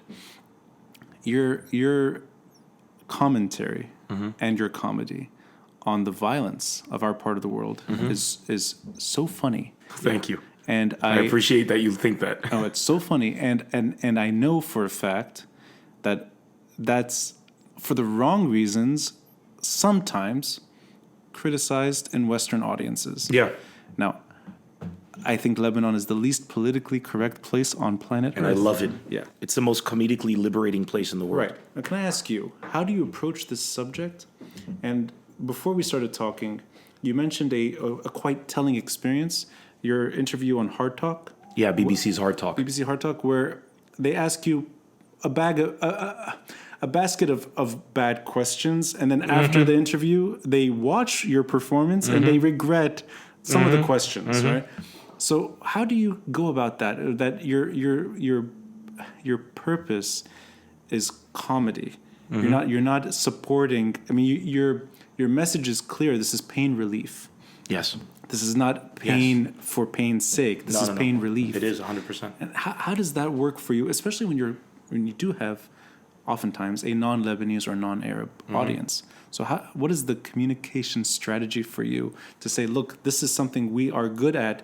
We're laughing at this. We're laughing together. We're not shooting ourselves in the foot here. It's a very simple purpose. And this is at the core of my entire belief system. People derive value in the world we live in today based off of their usefulness. This is just the human condition, okay? You're really good friends with somebody because they make you happy. Yeah. You fall in love with a woman because she gives you security as a heterosexual male. I'm speaking from my perspective. You decide to spend the rest of your life with somebody because you believe you can build a home together. All of these different things, it comes out of a use. It's not a negative thing. The human condition is we form the bonds out of usefulness. Even your early friendships when you're a kid, you become friends with somebody inexplicably just because you have a good time with them. You don't become friends with somebody that you hate. Right. And it's a very simple purpose. When Arabs or Lebanese people or Arabs in general are considered useless, terrorists, violent people, Neanderthals who will never get along, that's the image we have. Yeah. In my special no bombing in Beirut, I address it head on by saying we have a PR problem. Because we've created we've done many of the greatest contributions to humanity. We have an incredible culture. We are an incredible people, and nobody sees it. Yeah. That's our fucking problem. Yeah. So all you need to do to get people to want to spend time with you is to be useful. So my comedy, and I think what makes it accessible to Americans, Europeans, Australians, and whatever, is the perspective is useful from my shows. So it's more the usefulness than getting offended. The reason they don't get offended is because in other sets that I found, a lot of people say it's too politically correct in America. People get offended at jokes that have no purpose. Oh, that's interesting. So if you say something just to say something, right, just to be offensive. It's almost like shock value. It's shock value. So if I say, fuck religion, right? Great. Okay, cool. Big statement. Haha, he made a joke. He goes to a church. He farts in a church. This is a joke. Some people find it funny. Other people find it offensive. Yeah. For me, I'm like, okay, what was the purpose of that joke? Okay. Was there perspective gained? Right. Or were you just trying to do something funny just to be funny? If you're able to make material that gives purpose and perspective, you'll find the political correctness erodes immediately. So if you take a look at my joke, like fighting ISIS with comedy, right, which was the main crux in the BBC Hard Talk interview. Which I find, by the way, in itself is absurd. Hard Talk trying to challenge a comedian on their material. Honestly, I do want to give them credit, though, which was a beautiful thing. It was such an intellectual challenge. It wasn't challenging just to be challenging. Right. It was challenging also to kind of derive the deeper meaning from it. Interesting. Okay. Sometimes interviewers will ask you something like, yeah, but you can't say that, because just to get your response. Right. Okay. So I do want to say that a lot of people criticize that interviewer, but I loved what she did. Okay. And in that clip, if you see fighting ISIS with comedy, it's literally a direct response to the world's question today, which is, why should comedians be able to say anything they want? Why is comedy necessary, and is it useful? Right. And should we be more politically correct? So instead of getting caught up in the argument of Republican, Democrat, or politics in America, which is loaded, I decided to bring in a scenario of a reality that we have in Lebanon concerning ISIS and suicide bombing. Everybody can agree suicide bombing is not a laughing matter. If I can take that, pull out the lessons from it, create a hilarious set, and at the same time give you lessons from it, then you realize that the value of these Lebanese people isn't the fact that they're Lebanese and they make good food, which is very valuable. Right. But it's the fact that they've been through experiences that they can draw lessons out of, that when I listen to these lessons, I can apply them in my own life. You said the politically correct motive erodes quickly. No, the politically correct hurdle. The hurdle. Oh, yes, okay. Because the politically correct, what ends up happening is that people get fixated on the words you're saying. Yes. But if you start to drop some real lessons in it, it's no longer about the words, it's about the message. In your experience, though, is that a mostly Western scenario? Well, I mean, the West has the stability to be concerned with things that don't really matter. Interesting. And I think that if America had a war on its hands, the political correctness, there isn't time for that. Right. Is that a bad thing? Am I saying that being politically correct is bad? I actually think it's a good thing. I think the fact that we're having an amazing discussion every minute of every day, and there's people arguing, you shouldn't have said that, you should have said that, you should. It's exhausting, it's tiring, and it's outstanding. I love the fact that we can discuss about representation. I love the fact that people say, I want more women in movies. And I love the fact that they're doing it sometimes at the expense of the movie itself, and they're doing it to get, because mistakes need to be made. Things need to happen so that we get to a better place. Has it, I mean, aside from an interview or perhaps certain reactions among certain audience members, yes. Has it had any impact on the material that you deliver? It's in some cases it's had an impact where it's made jokes funnier because I've realized I need to explain a certain thing. So I'll create a whole joke in the beginning that I can use as a callback so that when I see people getting hung up on something before I get to the message part, snap them back out of it by distracting them. In a way, it's like chess. Yeah, you're doing a closing argument, you're using comedy to, in a way, bring feedback to the... My purpose, I'm a world creator. That's what I think about it. To be a successful comic, you got to be a world generator. Meaning, people come into your show, they have to forget where they need to forget what they believe. Yes. They need to forget their values. Yeah. They need to enter your world. Yeah. It's a tourist visit. Yeah. You have to present your world to these people. Right. You are successful if you are able to distract them so much and engross them so much that they become a citizen of your world for an hour and a half, 2 hours. Interesting. So that is what you need to do. Step one. Step two is that when you're done and they go back to the real world or their world, they see it differently. If you do that, I believe that is my purpose. So every joke that I tell is crafted so that I can distract somebody, so that I can get this point across, so that I can load it in something applicable that they experience on an almost daily basis so that they can refer to it again. Yes. It's an ongoing process. But in the background, believing in Lebanon is a consistent thing in your work, and I never got the sense that you were abandoning Lebanon. Oh my God! Even for comedy's sake. No. Every joke, even if it's sort of like a friendly. Because I don't believe it. Because I believe Lebanon is the greatest place on earth. Okay, now that and the people. That's a very bold statement. Yeah. Did you ever feel like it was a responsibility to put Lebanon on sort of like a to project positivity? Yes. Okay, so. When you were becoming more famous, did you feel... Not to project positivity, to project the reality. Project a reality, but and not just of Lebanese culture, but that to the Middle East, yes. And then when I leave the Middle East, I project the reality of the collective Arab culture. But you never punched down on Lebanon. Never. And I think you've always ended every punch with a positive sort of twist at the end. There is no way you can punch down on Lebanon. Right, okay. Because once again, the good people of Lebanon are the majority.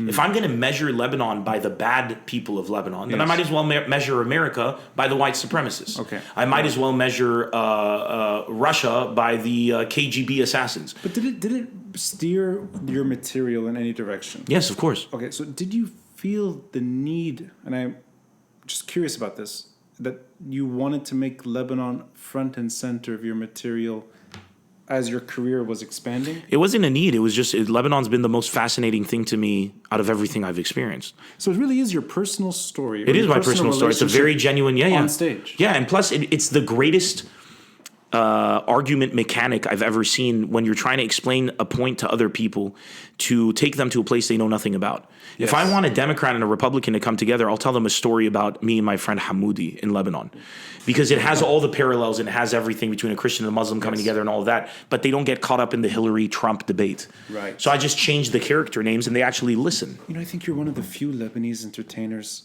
I can think of, maybe the only one, maybe, who can use the Lebanese context with a non-Lebanese audience and get the message across. Yes. I think your material at your current show...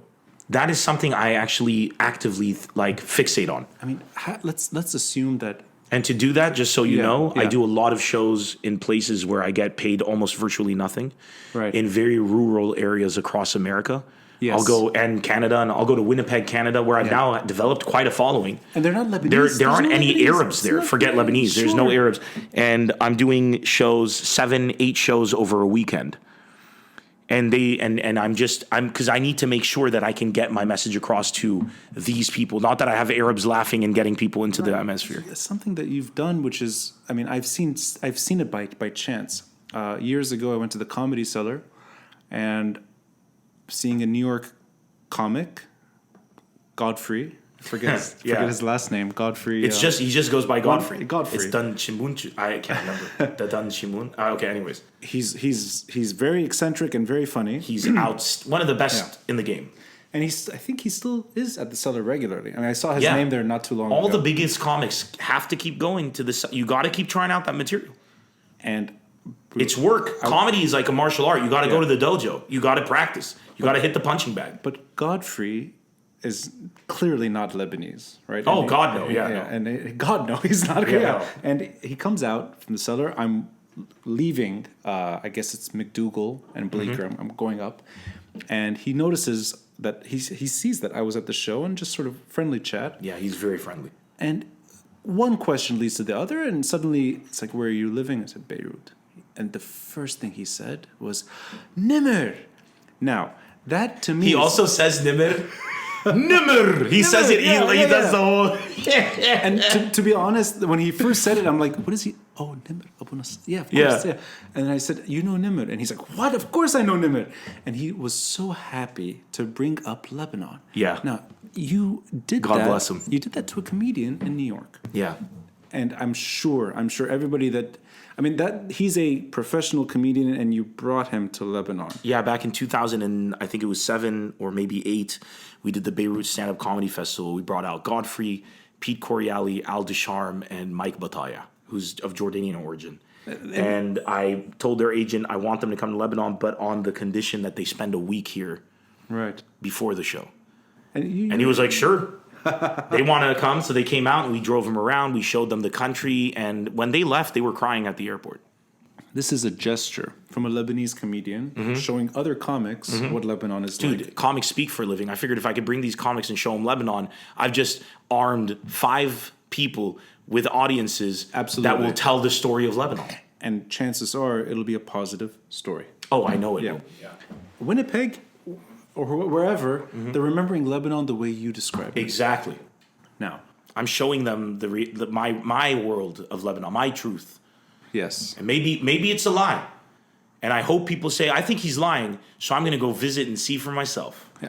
But as a Lebanese... Ahla wa sahla. Somebody walking in New York at night, cold, 2 a.m, having somebody's face shine when they say Lebanon. Lebanon. Isn't that incredible? It is a good feeling, and without knowing you, yeah. I feel like, yes. Yeah, we didn't know each other at the time. Yeah, and I'm proud, just by default, that he has a good feeling about Lebanon.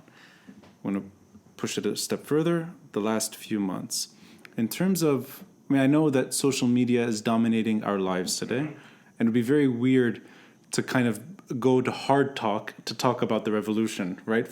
Today, you don't need to do that because you can literally talk about it on your phone to an audience that is as wide as you can imagine. Yeah, as wide as they want it to be. If they carry my message, then so be it. If they don't, then so be it. Exactly. And 3.5, 4 months ago, I guess it's almost 4 months ago, when October 17 began. Yeah.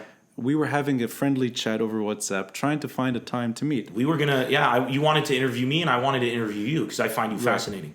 And we for actually, my podcast, I had my podcast at the same time. Stay tuned. Yeah. I put all of that on hold until after the revolution. But when I bring it back, you're going to be my first guest. I've never had a guest on my podcast. I wanted you to be the first. First and last. No.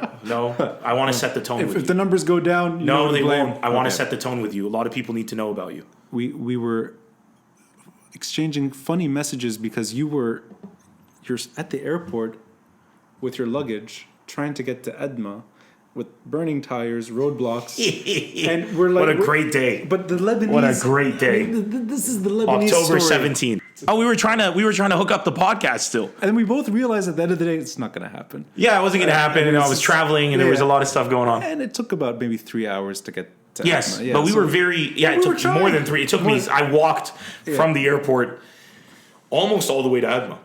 I think that spirit and to pick up my bags and then go right back to the airport because I had to travel. Right, right. You were in and out for for like a day. But those moments, and these were private messages, but they're really telling of just how we're so used to the absurd as Lebanese that comedy feeds into the story by default. You were sharing these clips on Instagram, and you're using social media in a way that is very effective. Yes. Now, I did not really. I mean, we were talking to each other, so I guess maybe I was following you more than I would have, maybe. Mm-hmm. So you were on Instagram, Facebook, Twitter, so I kind of knew what you were doing already.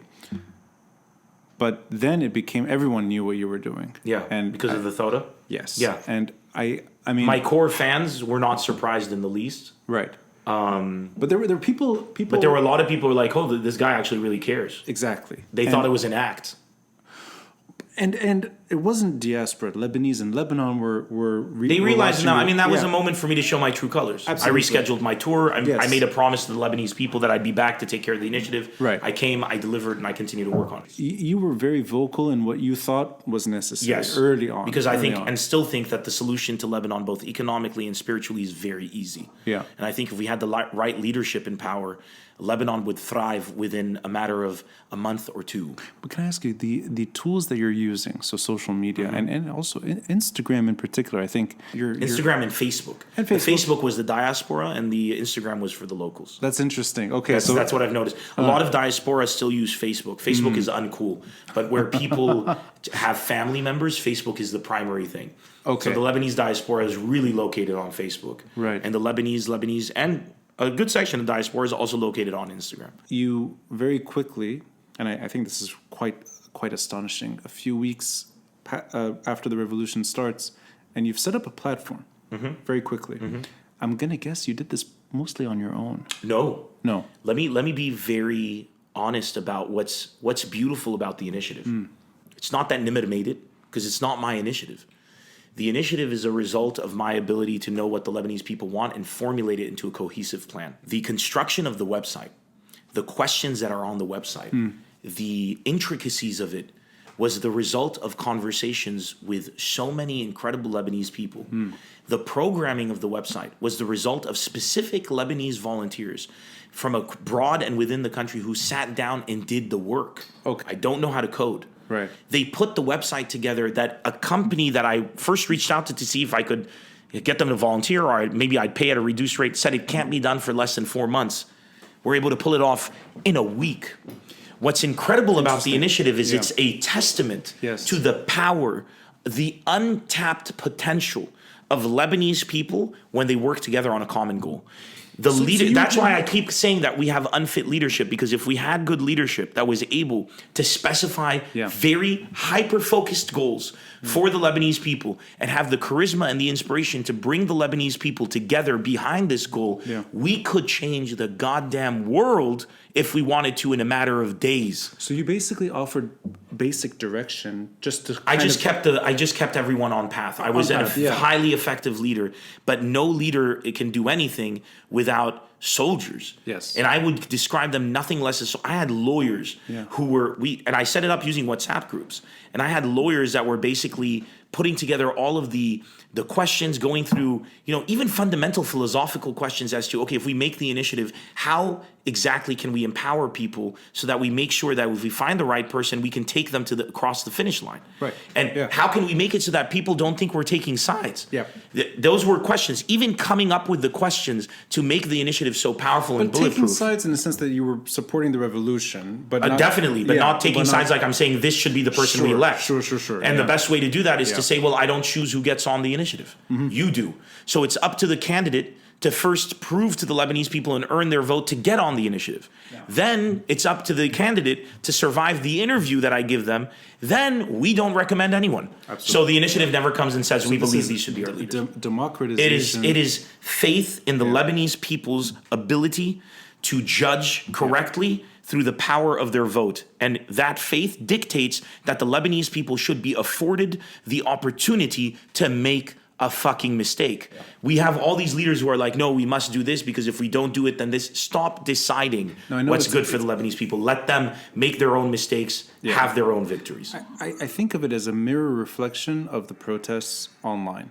That it's leaderless. It is. It's positive. It is. And it's demanding fundamental change. And it's all through a guise of democracy and faith in one another. Right. Now, I know it's young. And I know that the protests are ongoing. Yes. And that things take time. Yes, they ebb and they flow. Yeah. But just want your own personal feelings at this point right now. We're 3.5, 4 months away from that initial euphoria. Yes, sir. And I've had dozens of conversations trying to gauge I don't want to say neither positive nor negative, just the momentum. And I think there's a universal agreement at this point that the momentum is waning. Oh, yeah, of course. Right. And not just because of numbers diminishing, and not just because it's raining and people are less inclined, and not just because there has been forms of violence on the streets. The patience of any population is tested when it comes to revolt and revolution, and especially when you have a government that has so many tools. Yes, like capital controls and bringing the people to their knees in the only way, which is cutting off liquidity. And the financial pain is enormous now. And it's by design. It's on purpose. As a finance man, I can tell you, as a guy who predicted the financial collapse of Lebanon over a year and a half ago, who begged his father to move all of his money to accounts abroad, as a man who shut down his accounts knowing this was coming long before the revolution, way back in May when it was hard to find US dollars in Lebanon, May of 2019. I can tell you without a shadow of a doubt, this is by design, and there is no reason for these capital controls now. And the way that it's being done right now is sheer theft, and it is the government using tools at its disposal, and it is pure evil. And I cannot wait for the day of reckoning because of this. And it's coming. So this will be a perfect way for me to ask that your initiative, the initiative that you helped, that I launched. That you launched, and you're now just sort of... It began as Nemr's initiative. It is now Lebanon's initiative. And that was the goal. This initiative that is for everyone. Yes, sir. Right? Are you betting that over time, something like this will serve its purpose? And do you have any skepticism over the way Lebanon is moving now? That genuine ideas, goodwill gestures from anyone, whether it's yourself or anyone that's trying, on the streets, online, sometimes politically, sometimes other ways, that we may not get there. I have zero skepticism. Okay, now that's very sort of bold statement. Why? Why are you? First of all, I'm an authority at knowing your audience. I actually would say I know Lebanese people better than anybody has ever known Lebanese people. I've made a career out of it. So it's your performances in a way that's helping you gauge. I'm the only artist who can put 7,000 Lebanese people in one place in one night. And I can charge money for them to do it. No politician in Lebanon can achieve the numbers I do and make people pay for it. And the reason that I do that, it comes from something that Bill Hicks said, one of the great stand-up comics of all time. He said, religious people and politicians, they beg people to see them and support them for free. Comedians, people pay money, but they do not pay money to see the comedian. They give you the comedian money and they say, make me listen. You are being paid to give people a reason to be there. So when I do my comedy shows and I'm joining Lebanese people of all religious backgrounds, all political leanings, all in one place, clearly I have my finger on something much more than anybody else does. If I was a politician and I had the same approach to my politics as I did comedy, I would be ruling the country. Not because I am incredible, but because the competition is so weak. Why do I have zero skepticism about the Lebanese people? We did in the first 30 days, in the first 2 weeks of protest, we achieved more for the country of Lebanon and the spirit of Lebanon, the nation of Lebanon, than generations have been able to. Now, I share a bit of that sentiment. I don't think I would be able to go all the way definitely a citizenry was born that never existed. That never existed, and that's a big accomplishment. That's a huge accomplishment. I would argue that that's supposed to be the fundamental accomplishment of a young nation. Yes. That it took us so many years to do. We should have had that in the very beginning. We never did. Now, that would be the other side of what I would put both in the same sentence that yes, sir. We did it, and it might be too late. That's definitely a good debate to have. Yeah. Yeah, it might be too late. However, how could it be too late? There are people trapped in Lebanon. They don't have a citizenship that can get them to travel elsewhere. They're not going anywhere. Yeah. So it's not too late. Interesting. If they had the option to go anywhere, a lot of people would be like, sure, you defined a nation, but I'm just going to go and make some money right now. So you have faith in the fact that there's still... I have faith in the fact that people that are still... People have to be there, and I fight for those people. Yes. Because they gave me everything I have. So who do I have faith in? If you ask me who do I have faith in, I have faith in my generation, man. And everybody, and the younger generation that's even better than my generation. These are people who are sick and tired. Yes, the momentum from the revolution is gone. It's being replaced with a different momentum, a more dangerous momentum. And I'm happy that nobody's picking up on it because it's our biggest weapon. It's being replaced with fury and rage, festering rage that will translate into votes in the next election. You think that the long-term process includes an evolution of this leaderless revolt? Dude, Lebanon... To the traditional politics that... Lebanon has always been about short-term bursts. And we've never changed anything with short-term bursts.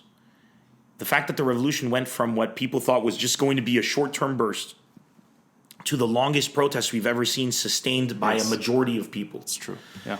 To a constant kind of thing in and of itself is a victory that nobody's even measuring. In hindsight, my words will be cited by historians in their words as the great victories that made all other victories possible. Okay. Yeah. But I'm able to recognize that because I can see the difference, because I'm very much in tune with everyone. I like that your comedy translates across every division in Lebanon. It does. There's because there are no divisions in Lebanon. Everybody's told me that people in Lebanon are divided. They're not divided. Look, Lebanon is not ta'ifi. It's not secular. Lebanon is maslahji. And I'm a business student. I'm telling you right now, I could take the most extreme Shiite Muslim who hates Sunni Muslims, but bring in a Sunni Muslim with a business opportunity, and magically they will find a way to work together. Lebanon is about opportunity, and it's about your opportunity, and it's about doing what's good for you. It's been to our detriment in the past, where it was believed that to get success, you couldn't trust anybody besides your specific religion. Here's the thing. Lebanon, everybody's eating shit equally. If right now Iran had money to fund Hezbollah with, we'd be fucked. Because then the Shiites would be like, look, I'm not going to be broke with everybody, because Lebanon is maslahji. You can't undo maslahah without getting to a point where people realize that you can make more money when everybody's winning. I blame the politicians that preceded this moment. Yes. I blame their sheer stupidity on where we are today. Yeah. The reason we are able to revolt so effectively right now is because of how stupid they are. All they had to do was keep stealing, but at the same time Be business savvy. Say to themselves, you know, if I increase the GDP of this country and I'm stealing 70% of the gross domestic product, if I can keep stealing 70% but increase the gross domestic product, then I make more money. Yeah. How can I increase the gross domestic product? I'll just give them electricity, better roads, and internet. You mean to tell me that the Lebanese people, if they had super fast internet that was subsidized and cheap, phones that were subsidized and cheap, much less traffic, and electricity 24 hours a day, wouldn't be more concerned with what's happening with TV series than they would with what be going on with the internal politics or going out and partying? Yeah. The Lebanese people were already divided. It was very easy for you to exploit that division and keep it funding you and your children and your family and your nepotism for generations to come. Luckily, they're stupid. So what would have taken 50 and 60 years and multiple generations to achieve, which is the one-time opportunity where we can show that uniting and defining a country not by its sects, but by its overall definition, makes more money and more opportunity and more happiness for everybody in the country, that opportunity would have come a lot later. It's now presented itself now, and we must rise to the occasion, and we are. Will this revolution fail? No, it's already succeeded. It's over. We're a peaceful people. Whether we want to get violent in the protests or not, we're not going to take guns and walk into politicians and murder them because it doesn't achieve anything, especially when they're almost fucking dead by themselves. Michel Aoun's almost gone. Nabi Abid is almost gone. And they owe us a favor to share with us their diets and their regimens so we see how the fuck they can live this long and not die yet. And I'm not saying I want people to die. Before somebody comes and says he wants Michel Aoun to die, I don't want them to die.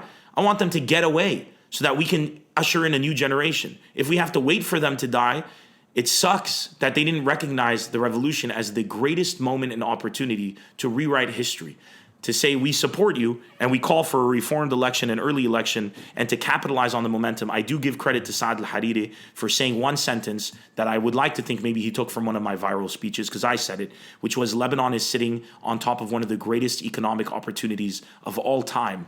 And when he resigned, and if we take advantage of it now, we can turn everything around. Every day that a reformed law and an early election is not put into power is a day where it makes more work for people like myself and Lebanese citizens, the heroes in the streets, have to do more work to get the momentum back from the diaspora who would have flocked to the country in their droves to take part in a brand new democracy, invested money in the country, empowered people who would have done real economic measures to encourage sales of Lebanese products abroad, tax subsidizations within the country, leveled the playing fields in meaningful ways, legalized marijuana to increase a product's gross domestic product of the country and bring in a revenue source immediately, stopped believing in the fantasy of oil as a solution to the country because it is a fantasy, because until the drilling is complete and then the 12-year period of the company that is going to take most of the profits for the drilling is complete, we're not going to see enough of it, even if that means they might even drill and find out it's not economically feasible to do it. It's true. It's not a real solution. Yeah. The real solution isn't quick fixes. The real solution is to sit down, privileged people like myself, to do everything they can to help the unprivileged people who are doing the real heavy lifting in Lebanon on the streets to take Lebanon to a better place. The initiative is about identifying new representatives for this next phase of Lebanon. It's not enough to be honest. It's not enough to be good. You have to be effective. So you need a mix of many things. We identify those people. We inspire the diaspora by keeping it accessible to them through subtitles or the English language so that when the time comes to vote, their fury, our fury, and our disgust with the situation unites us so we have a great Lebanese revolution at the voting booth. And we constitutionally and we through a democratic process, put the right people in power who then proceed to change the constitution to make sure that in the future, instead of us electing the same people as the way things are, us electing qualified people as the way things are. And then in the next 10 years from now, that's all it takes. Lebanon is ours, and it never goes back. Just like Milham Khalaf, when we empowered him, within a few weeks, the work he's done in the legal jurisdiction, what's the word I'm looking for? In the legislative, there we go, in the legislative field with legal scholars and judges and everything has been insane. Imagine if we had 20 of them. And imagine if him was her. And we had women in power and empowered side by men, changing everything. Lebanese women, indestructible. Lebanese women and men united, indestructible. Lebanese women leading men, unbelievable. You represent a few things to me. You represent the the talents of any Lebanese artist, and they shine at home and they shine abroad. You represent, to me, the Ras Beirut crowd that I associate myself with all the time, whether it's in Ras Beirut, whether it's in New York or anywhere. And I got that attitude because my dad's from Tripoli and my mom is from Ras Beirut, so I'm like that because I have the best of both worlds. I'm stuck with the same stuff. Tripoli and Ras Beirut. You too, same exactly. Maybe it's a blessing to know the blessing. people of Tripoli, and it's a blessing to know the people of Ras Beirut and everyone in between in Kisirwin. I lived in Adma. You also represent to me this sort of dance between it's not just two identities, it's maybe 1,000 different identities that you're able to fit in to a Winnipeg audience. You can fit into a New York, very difficult perhaps cutthroat environment and succeed. For comedy, For comedy, yeah. You can go to San Diego, and you can go back to Beirut. You can go to Qatar. And Ogden, Utah, and Saudi Arabia, and Australia. And I mean, sometimes I look at your schedule, and it's the funniest schedule. Like, right? I mean, what is this guy talking about? It really is a world tour. Yeah, if you think about it, it really is. It's almost like, Montreal and then Mumbai. Could be on the same, day, back to back. Yeah. You also represent, to me, this flicker of sadness that you're overcoming. And I think it all goes back to this trying to not repeat what our parents went through, which is forced emigration and only yearning to go back. They go back to a country that did not give them what they wanted. Yeah. They go back to a country that is still stunted. And how ridiculous is it that as Lebanese people, we have to leave the country to be able to get the stability, to be able to come back and see our parents? Absolutely. Get the fuck out. We can do better than that. We deserve better. Sure. I completely agree. And you know what? In many different ways, comedy has that power to bring a huge, diverse crowd together. Yeah. I mean, it's hard to imagine any other outlet where people from fundamental different backgrounds or different political views can share a moment together and enjoy it together, potentially become friends after because they saw someone like you on stage. If you laugh together, yeah. Here's the thing: you tell me I'm able to fit into all the different environments because I know one unquestionable truth that nobody talks about: we're all the same. We're all the same. From whichever country you go to, everybody wants to be happy. You put any human being with whatever background they have, they just kind of want to have a good time. Yeah. And when you realize that's the fundamental truth, then you realize that the only thing that differentiates us is how we go about it. Some people choose extremism, thinking that extremism and religious extremism is what creates a better society to get them happy. And some people go out through complete openness and progressive values. And other people, it's just the approaches that change. But at the very heart of it all, every human being wants to love and be loved. And although love isn't the answer, it is at the end the destination. So what you do want to understand about people is that it's not difficult to relate to everybody if you consider yourself a human being. It becomes difficult to relate to everybody if you consider yourself a specific type of human being. So I don't consider myself a child of Lebanon. I kind of consider myself a child of this world. And the reason I do that is because I'm Lebanese. To be Lebanese means not to be confined by a geographical boundary or a linguistic boundary.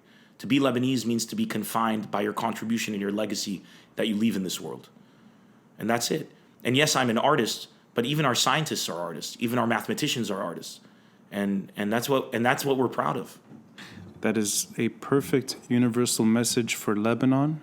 And I want to thank you for doing this in New York just after 2 shows Dude, thanks last for having night. me in your house, man. And I know you're traveling soon, and I know you have a book, and you're going to Australia later this year as well. I'm going, shout out to Australia. Get your tickets. You'll be in Montreal at some point as well? I'm going to be, so this Friday, February 14, Valentine's Day, I'm in Valentine's Toronto. Day, yeah. February 15, I'm going to be in, I think you're going to release this podcast when I'm doing the shows, This right? is a Valentine's Day podcast. episode, I'll be on stage in Toronto, and then the next day in Montreal, and then Vancouver, and then, oh my goodness, Denver.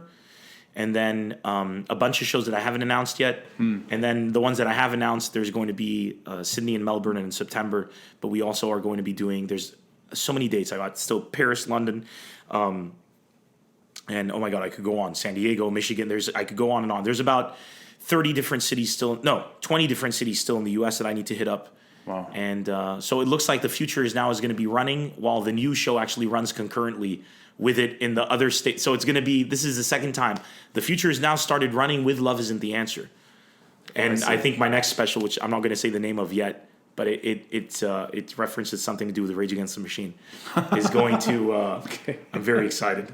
It's going to run concurrently with the future is now. Your love for Lebanon is infectious. I'm going to share I'm going to share your schedule, the initiative, and all the things that people need to see. Share the initiative first. Sure. It's initiativelb.com. Go and check it out. And for everybody who might think that initiative, isn't going to work out or whatever, that's great.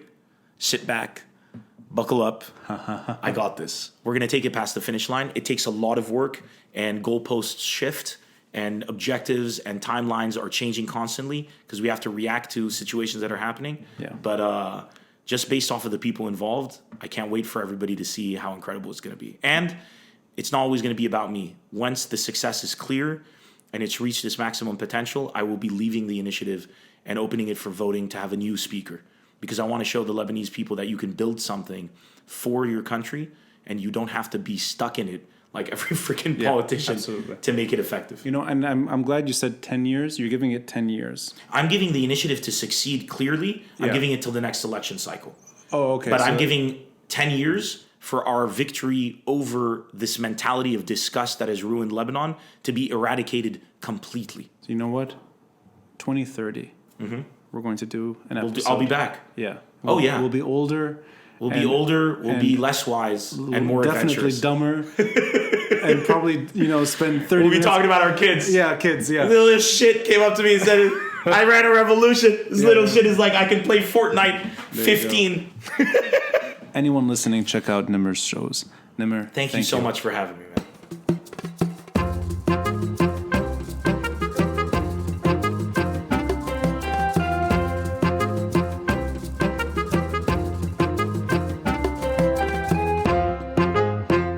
Nemr's tour schedule, his social media portals, and the initiative.